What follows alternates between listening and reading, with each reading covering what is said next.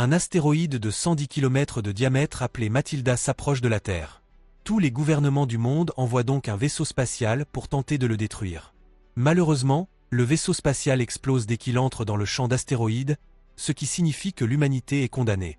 Dans 3 semaines, l'astéroïde frappera la Terre et toute vie disparaîtra. Le couple Dodge et Linda entendent la nouvelle à la radio de leur voiture. Mais Dodge ne réagit pas, il mentionne simplement qu'ils ont raté leur sortie. Linda ne supporte plus son attitude et l'abandonne pour de bon.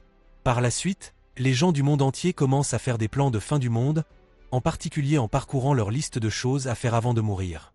Des panneaux apparaissent dans la rue proposant des services comme des rencontres coquines, la recherche d'amis pour passer la fin ensemble, et des mercenaires proposent même de tuer quiconque n'est pas assez fort pour tenir jusqu'au dernier jour. Cependant, Dodge n'a rien dans la vie, alors il continue sa routine ennuyeuse. À 21 jours de la fin, Dodge va toujours à la salle de sport, qui est presque vide. À la télévision, il regarde un bulletin d'information annonçant que tous les services de téléphonie mobile sont coupés et que l'eau et l'électricité seront bientôt disponibles. Puis Dodge se rend au travail et doit faire face à un trafic plus intense que d'habitude car tout le monde essaie de quitter la ville pour se rendre dans un endroit agréable. Au bureau, Dodge remarque que seuls quelques travailleurs sont venus aujourd'hui. Il continue à recevoir des appels de clients qui veulent savoir s'il existe une assurance pour les catastrophes mondiales et assiste à des réunions où l'on annonce que des promotions sont disponibles pour tout le monde en raison de tous les gens qui ne viennent plus. Cependant, personne de son petit groupe n'accepte l'offre. Lorsque Dodge rentre chez lui, il vérifie sa boîte aux lettres mais elle est vide comme d'habitude. Il remarque également que sa voisine Penny s'est enfuie de son appartement après avoir rompu avec son petit ami Owen, qui lui crie dessus. Puis Dodge entre dans son appartement et trouve sa femme de ménage hebdomadaire Elsa. Dodge essaie de lui dire qu'il n'est pas nécessaire qu'elle revienne à cause de la situation actuelle. Mais Elsa s'énerve parce qu'elle pense qu'il la renvoie, alors il se rétracte et elle lui dit au revoir en promettant de revenir la semaine prochaine. Dodge boit ensuite du sirop contre la toux et regarde la télévision, apprenant que le dernier vol a décollé et que les compagnies aériennes ne fonctionnent plus. Les personnes possédant des avions privés peuvent voler s'ils le souhaitent, mais les experts ne le recommandent pas en raison des risques. Avant d'aller se coucher, Dodge trouve une araignée dans la salle de bain et s'apprête à la tuer, mais à la fin, il décide de la laisser vivre. Cette nuit-là, l'araignée lui marche sur le visage. Le lendemain matin, Dodge se réveille avec de multiples morsures d'araignée sur le visage. Lorsqu'il arrive au travail, le corps d'un collègue qui vient de s'autodétruire atterrit sur sa voiture, le laissant secouer. Une semaine s'écoule et il ne reste que 14 jours à Dodge pour se rendre à une fête de fin du monde organisée par son amie Diane. Elle a un adolescent qui insulte ses parents avant de partir et il l'insulte en retour, sans plus s'en soucier.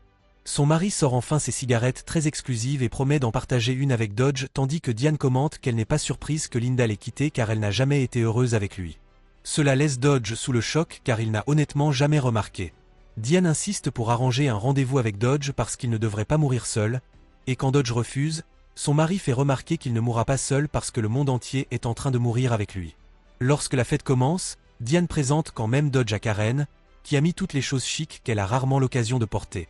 Elle essaie de discuter avec lui, mais c'est très gênant et Dodge ne sait pas quoi dire. Pendant le dîner, les gens partagent leurs projets pour leur dernier jour, comme rendre visite à leur famille ou faire des choses de leur liste de choses à faire. Karen dit qu'elle veut les passer avec quelqu'un de spécial tout en faisant des grimaces à Dodge. Une fois le dîner terminé, la fête commence vraiment et devient si folle que les gens autorisent même les enfants à boire. Karen danse tout en flirtant avec Dodge, qui fait de son mieux pour l'ignorer. Un ami dit à Dodge qu'en raison de la fin imminente, les femmes n'ont plus de critères et que chaque homme a sa chance, quelle que soit sa laideur. Il révèle qu'il a eu des relations intimes avec des tonnes de femmes la semaine dernière et demande à Dodge de faire équipe avec lui pour prendre Karen en sandwich, mais Dodge refuse. Bientôt, les feux d'artifice et les drogues illégales arrivent et Dodge n'en peut plus, alors il se cache dans la salle de bain. Lorsque Diane vient le voir, elle le choque en essayant de l'embrasser. Dodge la repousse immédiatement et lui rappelle qu'elle est mariée, mais Diane lui explique que personne ne s'en soucie plus. Fatigué, Dodge décide de rentrer tôt chez lui et de penser à son ancienne vie. Tout en regardant une photo d'Olivia, son amour de lycée, il commence à jouer de l'harmonica, mais s'arrête lorsqu'il entend une femme pleurer sur l'escalier de secours. Dodge va voir comment elle va et découvre que c'est Penny, qui le serre immédiatement dans ses bras alors qu'elle pleure à plein poumon. Elle a raté le dernier vol pour le Royaume-Uni. Et maintenant, elle ne pourra plus être avec sa famille à la fin. Se sentant mal, Dodge l'invitait à entrer et partage son sirop contre la toux, qui a été mélangé à de la vodka. En échange, Penny lui offre de l'herbe, qu'il refuse. Penny explique que fumer est la seule chose qui l'aide à dormir et à se réveiller, car elle souffre d'hypersomnie, ce qui signifie qu'elle peut dormir pendant tout, même l'apocalypse. Ensuite, le duo regarde la télévision ensemble et s'endort sur le canapé. Le lendemain, Penny continue de dormir, peu importe le bruit de la télévision ou si Elsa passe l'aspirateur juste à côté d'elle. Dodge se pince le nez et rien ne se passe, alors il joue de l'harmonica à la place. Cela la réveille enfin et elle annonce qu'elle est enfin prête à aller à son appartement. Il descend et Penny apporte à Dodge une pile de courrier, expliquant que le facteur envoyait toujours les affaires de Dodge dans sa boîte aux lettres par erreur. Cela se produit depuis des années et elle a tout gardé, mais elle ne l'a jamais vu dans les parages pour le lui donner. La seule personne qu'elle connaissait était Linda, que Penny pensait être la colocataire de Dodge parce qu'elle l'avait toujours vue très heureuse avec un petit ami. Dodge est choqué de réaliser que Linda l'avait trompé, alors il retourne à son appartement et détruit furieusement toutes les affaires de Linda, se sentant comme un idiot complet. Il achète ensuite une bouteille de liquide bleu et se rend au parc, où il voit un couple d'adolescents s'embrasser et crie pour les effrayer avant de boire jusqu'à ce qu'ils s'évanouissent. Son plan pour s'auto-effacer échoue et il se réveille en parfaite santé le lendemain matin, pour trouver un chien abandonné attaché à lui et une note sur laquelle il dit désolé. Alors qu'il ne reste que 12 jours, Dodge prend le chien et commence à rentrer chez lui. En se promenant dans la ville, il remarque que les gens sont devenus violents, ce qui signifie qu'il y a des bagarres, des incendies et des pillages partout. Plus tard, dans son appartement, Dodge nourrit le chien et regarde les nouvelles, apprenant que des émeutes se produisent dans de nombreux quartiers. Il commence également à parcourir son ancien courrier et est choqué de trouver une lettre d'Olivia datant de plusieurs mois. Elle explique qu'elle n'a jamais cessé de penser à lui et qu'elle voulait prendre de ses nouvelles, mais elle lui dit aussi de ne pas la retrouver car il est trop tard pour eux. Sa dernière réplique dit qu'il était l'amour de sa vie. Soudain, une brique brise sa fenêtre et les alarmes de l'immeuble se déclenchent alors que les émeutes se rapprochent. Il y a déjà des gens violents dans le couloir, alors Dodge prend le chien, l'harmonica et la lettre avant de sortir par l'escalier de secours.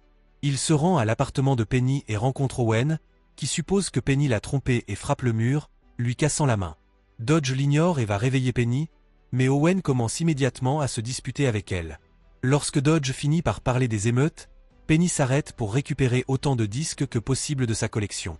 Puis le trio sort du bâtiment et Penny se porte volontaire pour conduire, mais elle a oublié où elle a laissé sa voiture.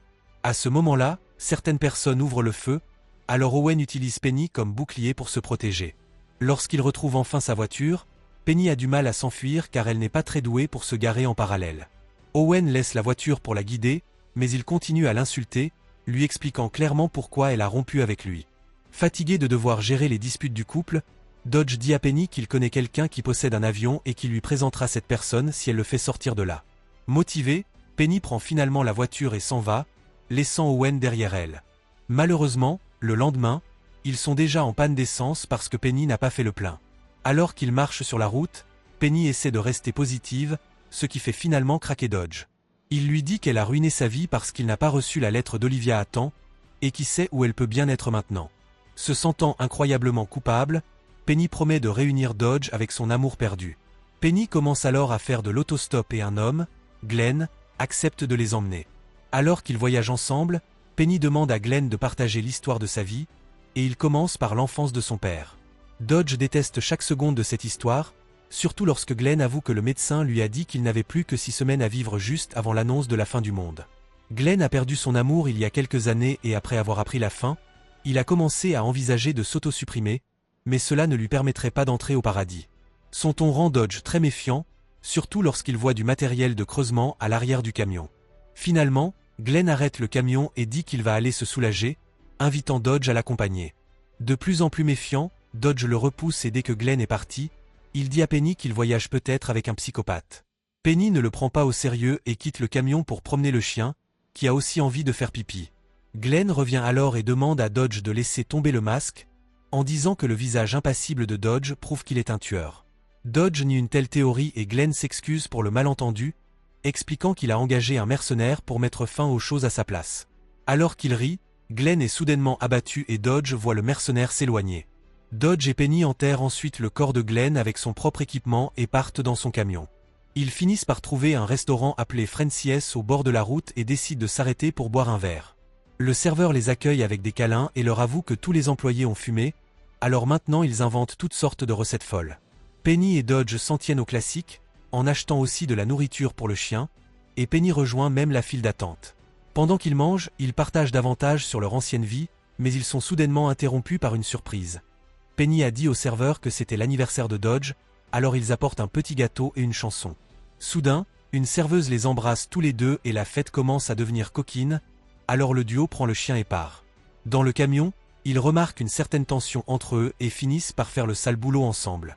Plus tard, Dodge se sent coupable à cause de leur différence d'âge qui lui donne l'impression d'avoir profité de lui, mais Penny lui rappelle qu'elle est une adulte qui a fait un choix. Soudain, ils entendent des sirènes et sont choqués de voir un policier essayer de les arrêter. Penny veut continuer à conduire car la loi n'a plus d'importance, mais Dodge ne veut pas d'ennui et la force à s'arrêter. Comme elle fume, Dodge prend sa cigarette et la cache dans sa bouche, seulement pour inhaler accidentellement de la fumée. Le policier arrive et énumère toutes les choses qu'ils font de mal, alors Penny fait remarquer que c'est inutile. Cependant, le policier s'en fiche et les arrête quand même. En prison, le duo trouve un gars qui a été arrêté pour avoir troublé la paix avec son panneau « La fin est là ». Penny s'effondre parce qu'elle ne tient pas sa promesse, alors Dodge la serre dans ses bras à travers les barreaux et lui explique qu'elle n'a pas ruiné sa vie parce qu'il l'a déjà fait lui-même il y a longtemps. Alors que la cigarette commence enfin à faire effet, Dodge admet qu'il n'a pas de famille. Sa mère est morte d'une terrible maladie et son père les a quittés. Puis il joue de l'harmonica jusqu'à ce qu'il s'endorme. Le lendemain matin, un nouveau policier arrive pour prendre sa relève et libère immédiatement tout le monde. Malheureusement, il ne peut pas rendre le camion car il a été mis en fourrière, mais il propose de le raccompagner. Penny se souvient qu'un ex habite à proximité, alors le policier les y conduit. Dodge devient immédiatement jaloux lorsqu'il rencontre Speck, un ancien militaire au corps de rêve et à son propre abri anti-aérien, rempli d'autres camarades militaires. Il est visiblement toujours amoureux de Penny et lui offre son téléphone satellite pour que Penny puisse enfin appeler sa famille. Elle pleure lorsqu'elle entend enfin la voix de ses parents et de ses frères et sœurs et peut même écouter sa petite nièce pour la première fois. Alors qu'elle est en pleine forme, Speck dit à Dodge que seule Penny est autorisée à rester dans le refuge, pas lui. Ensuite, Penny demande à Speck de lui prêter une voiture, refusant de rester. Speck accepte de le faire mais dit à Penny de la ramener une fois qu'elle aura tenu sa promesse à Dodge. Le duo continue de se rapprocher pendant leur voyage et finit par arriver à la maison d'enfance d'Olivia, mais personne n'ouvre la porte. Penny casse la fenêtre pour ouvrir la porte et ils trouvent beaucoup de nourriture dans le réfrigérateur, alors ils acceptent d'y passer la nuit. Dodge trouve un tourne-disque et Penny peut écouter ses vieux disques pendant qu'elle cuisine. Lorsque Dodge se réveille de sa sieste, il partage le dîner avec Penny et le chien, et Penny lui en dit plus sur sa famille, notamment sur l'amour des disques qu'elle a hérité de son père. Puis Penny fouille un tiroir et trouve une lettre d'Olivia à ses parents, qui comprend une adresse de retour. Dodge est tout excité et ils acceptent d'y aller le lendemain. Cette nuit-là, Dodge découvre qu'Olivia a écrit son nom sur son lit d'enfance, et Penny sourit en voyant les vieilles photos de Dodge dans un vieil annuaire. Le lendemain matin, ils se rendent à l'adresse indiquée sur l'enveloppe et Dodge dit à Penny d'attendre dans la voiture. Il se rend à la maison pour revenir quelques secondes plus tard et repartir. Penny est confuse lorsque Dodge explique qu'il n'a pas frappé, mais qu'il a juste laissé une lettre. Une dispute éclate lorsque Penny exige de savoir ce qui a changé, ce qui amène Dodge à presque percuter une file de personnes. Le duo quitte la voiture et suit la file jusqu'à la plage locale, où des gens se font baptiser. Trouvant la vue plutôt agréable, Dodge et Penny s'embrassent et rejoignent les gens sur la plage, passent la journée à faire un joli pique-nique et se lient d'amitié avec tout le monde. Le chien peut également jouer avec les habitants.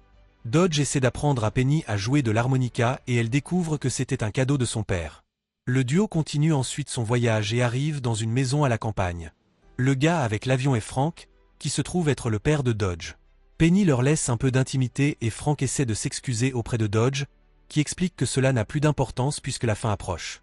Cependant, Frank essaie toujours d'être gentil et les trois passent un délicieux dîner ensemble, au point que père et fils jouent de l'harmonica ensemble. Une fois Penny endormie, Dodge la porte jusqu'à l'avion et lui dit qu'elle est l'amour de sa vie avant que Frank ne s'envole pour le Royaume-Uni. Après cela, Dodge rentre chez lui avec le chien. Il trouve un mot de Karen et Elsa qui nettoient son appartement, alors il craque et lui dit de passer les derniers jours avec sa famille. Elsa est blessée parce qu'elle considère Dodge comme un ami avec qui passer du temps, alors Dodge le regrette et lui dit de revenir la semaine prochaine comme d'habitude, même s'il n'y aura pas de semaine prochaine du tout. Quelque temps plus tard, Dodge regarde la dernière émission télévisée, au cours de laquelle le présentateur annonce que les calculs étaient erronés et que l'astéroïde arrivera dans 16 heures. Le présentateur prononce également un discours d'adieu très chaleureux, et le signal est finalement coupé. Se sentant triste, Dodge se rend à l'appartement de Penny et commence à écouter ses disques, se souvenant de tout ce qu'elle lui a appris à leur sujet. Il s'allonge sur le sol et attend la fin, écoutant de la musique jusqu'à ce que le courant soit coupé. Soudain, le chien se met à aboyer et Dodge est choqué de découvrir que Penny est revenue. Elle admet qu'elle s'est réveillée pendant le vol et a demandé à Frank de la reprendre. Après s'être pris dans les bras, ils s'allongent sur le lit ensemble et s'avouent leurs sentiments. Pour garder Penny éveillée et distraite des explosions qui se produisent à proximité, Dodge continue de lui parler et de lui poser des questions sur son ancienne vie. Le couple se regarde dans les yeux alors que l'astéroïde frappe la Terre, mettant fin à tout.